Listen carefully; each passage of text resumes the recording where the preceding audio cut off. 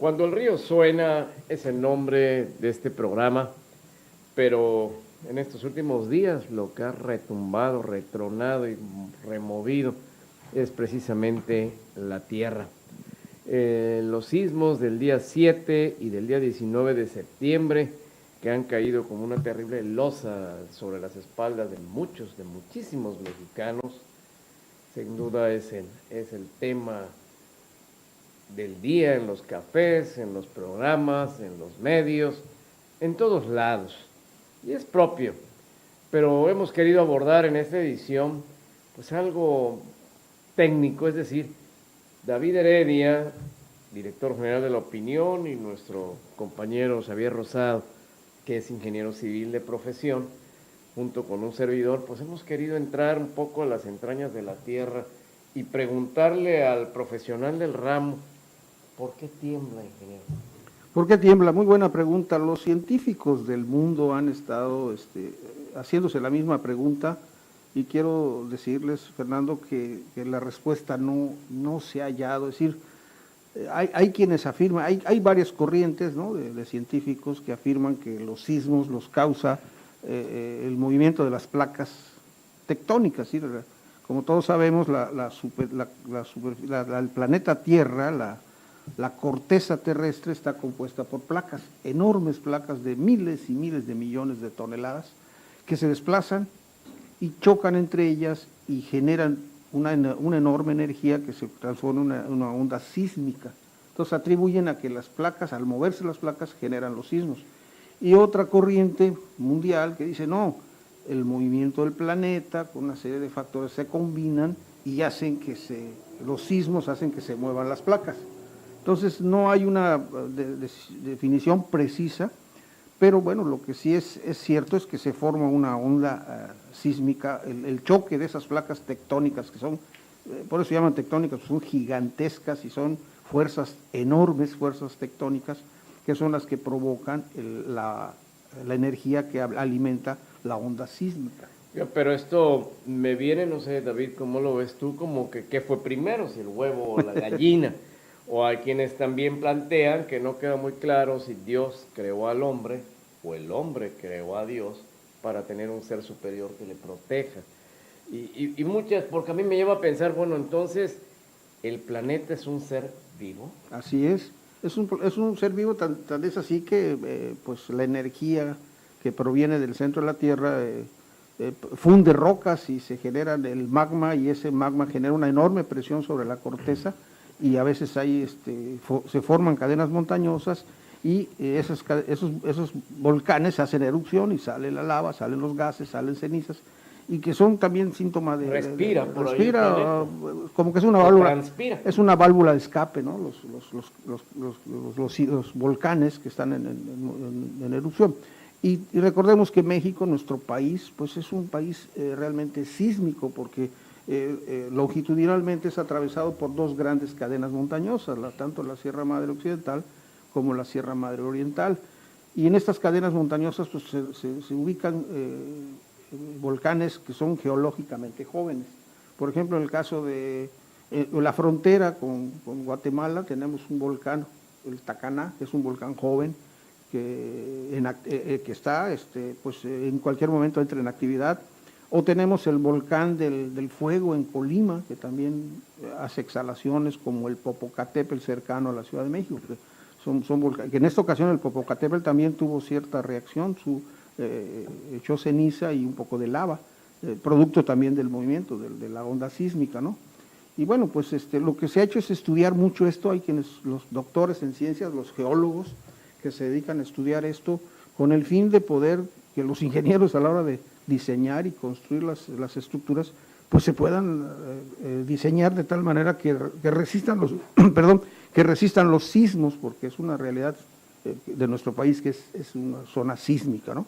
Y la Ciudad de México pues también está ubicada en una zona de mucha actividad, y pues le llegan los sismos que se producen en algunas otras regiones, le llegan a la Ciudad de México, y los sismos que se producen, por ejemplo, en los epicentros que se localizan, por ejemplo, cerca de las costas de Guerrero, pues le pegan a la Ciudad de México.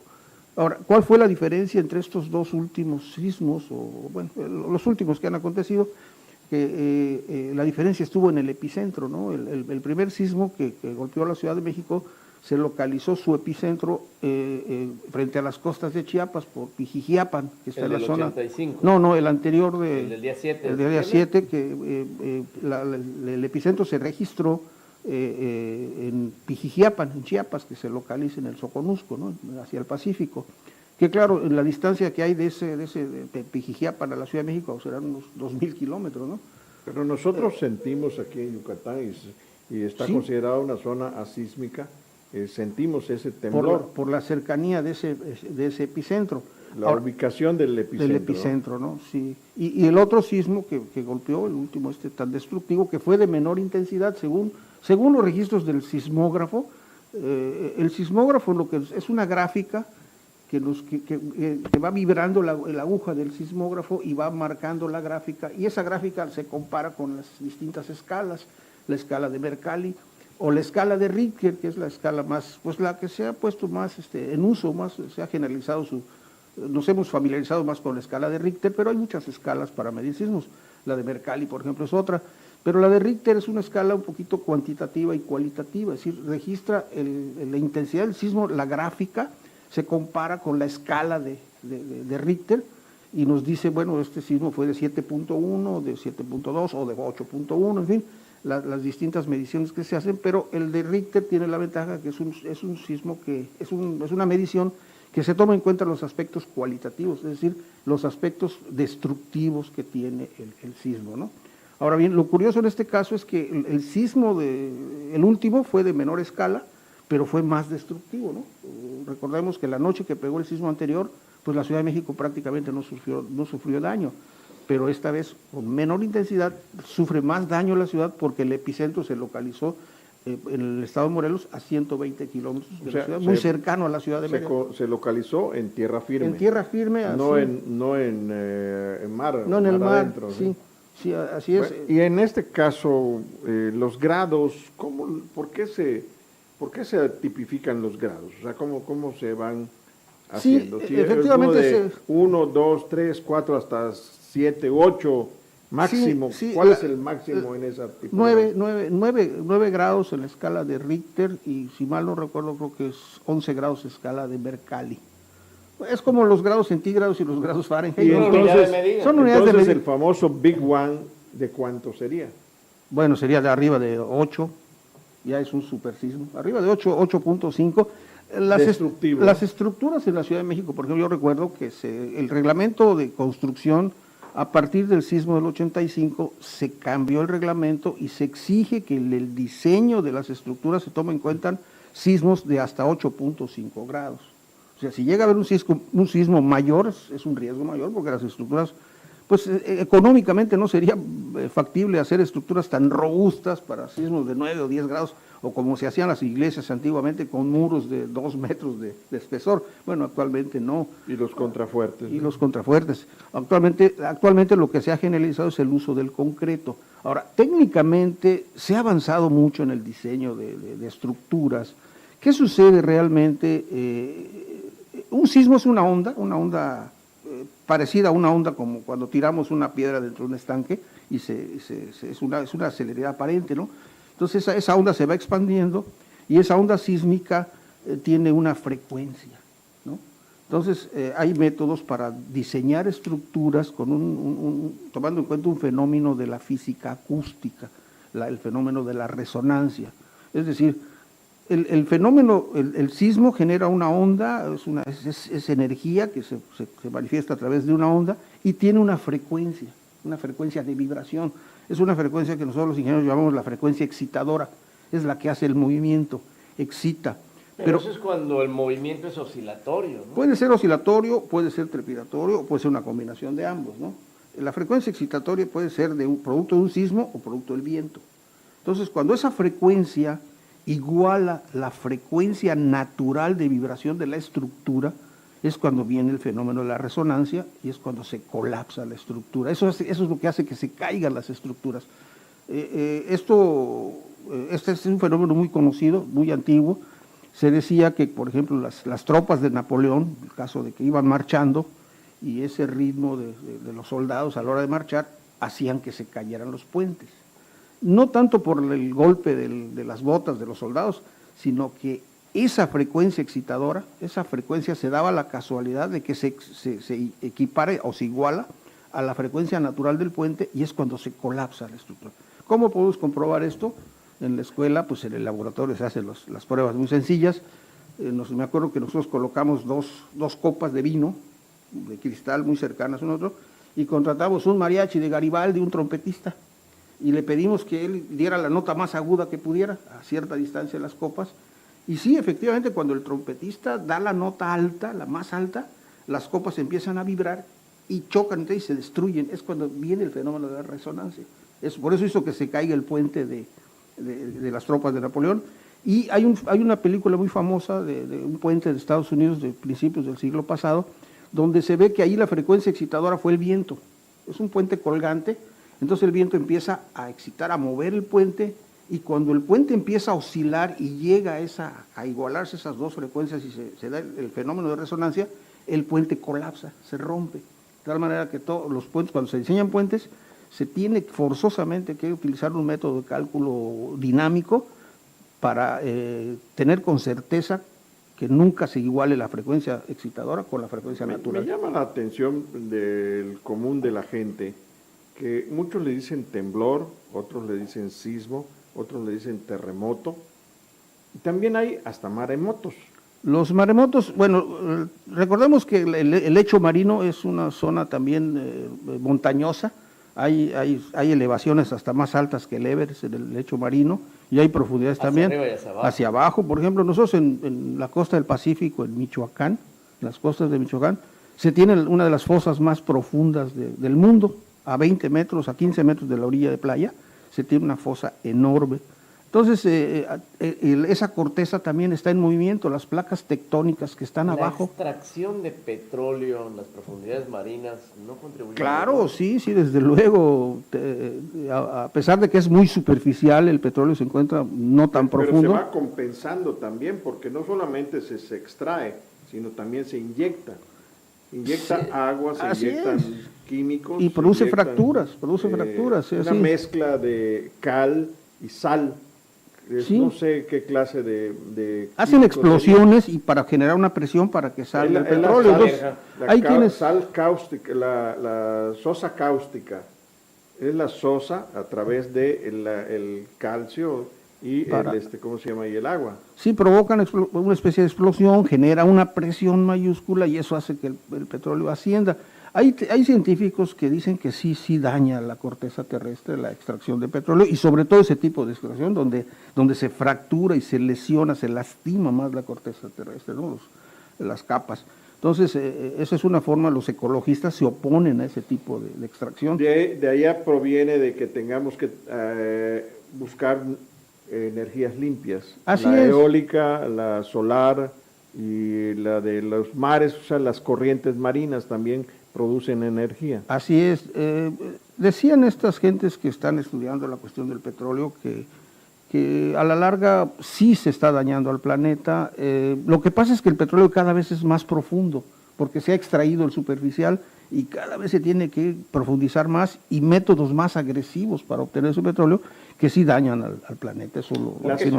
Las presas y los ríos también producen energía. En el caso del Usumacinta, ahí está el complejo de la energía hidráulica que se transforma en energía eléctrica a base de turbinas generadoras, sí. Pero decías del maremoto, ¿no? Es decir, ese movimiento de las placas tectónicas que se da en el lecho marino también genera energía sísmica. Y esa energía sísmica también se traduce en que se producen movimientos del lecho marino, y hubo un japonés que de apellido Tsunami, que dedicó parte de su vida para el estudio de los sismos, de los maremotos, y en honor a él se le llamó a las olas gigantes, a las olas de 10, 12 metros de altura, 12 metros entre la cresta y el valle de la ola. Son olas que resultan muy destructivas porque son muy grandes, y se les llama tsunamis en honor al doctor Tsunami, el doctor japonés. Y cuando termina el terremoto siempre se esperan réplicas, es decir, hay un reacomodo de la corteza terrestre. Sí, depende del tipo de terremoto. Nos decían los expertos de México, cuando estos días la gente decía que pudiera haber réplicas, ellos descartaban esa posibilidad en este tipo de sismo que se dio tierra adentro. El sismo depende también por dónde se propaga, ¿no? Atraviesa zonas montañosas, atraviesa zonas costeras, en fin, y según los expertos nos decían que este último sismo era probable que no tuviera réplicas. En cambio, el anterior sí tuvo, por las características donde se dio el epicentro, ¿verdad? Sí hubo muchas réplicas, pero en este caso, pues parece ser que sí tenían razón porque no ha habido réplicas. Sin embargo, en materia de sismos... Conociendo tu vasta experiencia en estas investigaciones, Xavier, pasamos a una parte de las consecuencias. ¿Por qué sobre la corteza terrestre, cuando construimos, la gente dice, o sea, según los expertos, es zona sísmica, zona asísmica, y el tipo de construcción que se tiene que tener? El terremoto del 1985 fue más destructivo y le causó más muertes a los mexicanos. Así es. En esta ocasión no hubo tal consecuencia en vidas humanas como en aquel entonces. Sin embargo, sí se destruyeron edificios en forma más esporádica. Sí, es espectacular ver cómo un edificio en segundos se reduce a ceniza. Como si le hubieran puesto una carga de dinamita. Sí, es una energía enorme, equivale a alguna bomba atómica, sin exageración. Y otros que retardaron incluso de caer. Sí, depende del tipo de estructura que tenga, ¿no? Por ejemplo, las estructuras metálicas son muy resistentes, son muy caras, casi no se usan, pero las estructuras metálicas cuando fallan por sismo caen inmediatamente. En cambio, las estructuras de concreto hidráulico... Se están construyendo actualmente todo lo que se está haciendo, ¿no? Lo más moderno. Lo más moderno. Y el concreto armado, el concreto hidráulico con varillas de acero, tarda un poco más en desplomarse, ¿no? Es decir, absorbe más la energía. La combinación entre concreto y el acero, las varillas de acero, no se colapsan instantáneamente como se colapsa una estructura de acero. Pero el peso es diferente. El peso es diferente, el concreto es más pesado. ¿Sí? El concreto armado anda alrededor de 2.200 kilos por metro cúbico, ¿sí? 2.2 toneladas el metro cúbico. Entonces imagínense ustedes, esas estructuras que vimos que se desploman son miles y miles de toneladas, ¿no? Es un peso enorme. Es terrible, ¿no? Y fallan, y se observa, la diferencia, por ejemplo, en el sismo del 85, es que ya se dio una combinación entre trepidatorio y oscilatorio.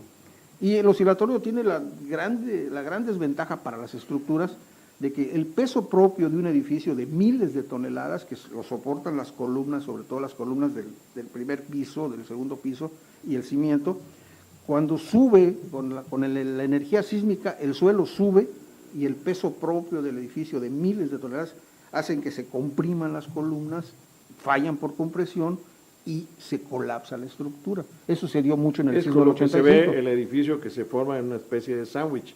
Así es, varias capas. Se comprimen las columnas y cuando es trepidatorio y cuando es oscilatorio fallan las columnas, pero fallan por oscilación, por flexión. Las columnas siempre se quiebra el edificio. Sí, se quiebran las columnas por flexión. Es decir, una columna se tiene que diseñar a flexo-compresión, ¿no? La compresión la resiste el concreto y la tensión la resiste el acero, por eso se combina acero. Y ahora se está construyendo también por medio de gatos hidráulicos, ¿no? Para poder hay muchísimo, compensar esa miren, la verdad es que la ingeniería mexicana en ese campo de estructuras y en el campo de cimentaciones es de las mejores del mundo. ¿Por qué? Porque la Ciudad de México es una ciudad muy difícil para cimentar edificios, para construir estructuras, porque el subsuelo de la Ciudad de México, recordemos que fue un lago. Es lodo. Entonces es lodo, tú excavas en la Ciudad de México para hacer un cimiento 1,5 metros, te encuentras agua, te encuentras lodo. Entonces la ingeniería mexicana ha desarrollado muchísimas técnicas que han sido probadas en la Ciudad de México y que le han dado mucho prestigio a la ingeniería mexicana. Hay edificios que están sobre balines o están sobre rodillos, de tal manera que cuando viene el movimiento sísmico, esos balines o esos rodillos hacen que el edificio no se mueva el suelo, pero el edificio se mueve menos porque disipa la energía.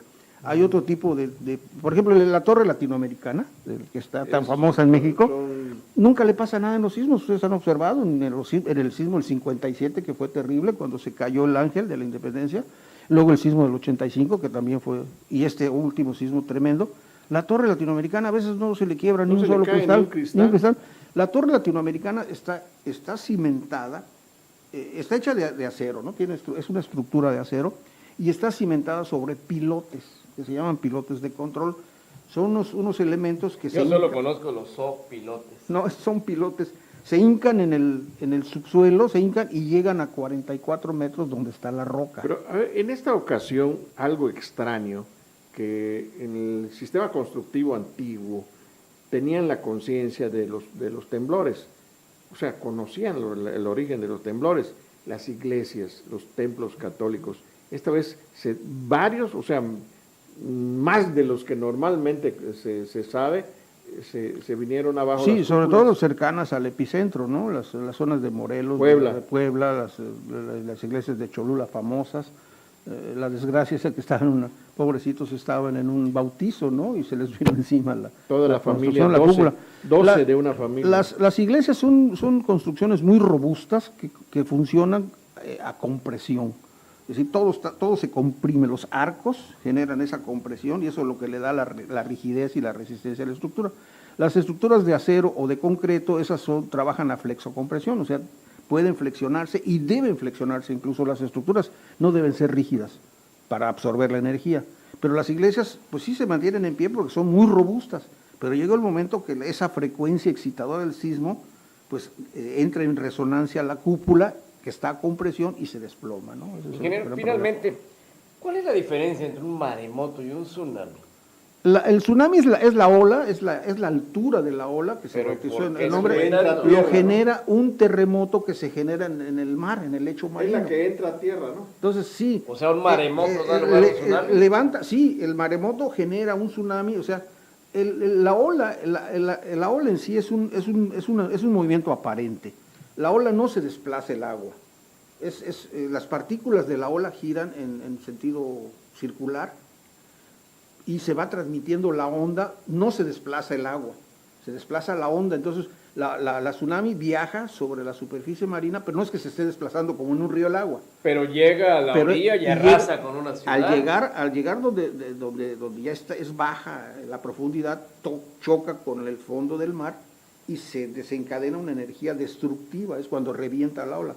Entonces una ola de 12 metros que revienta, pues arrasa con lo que está, con lo que pasó en ¿cómo se llama?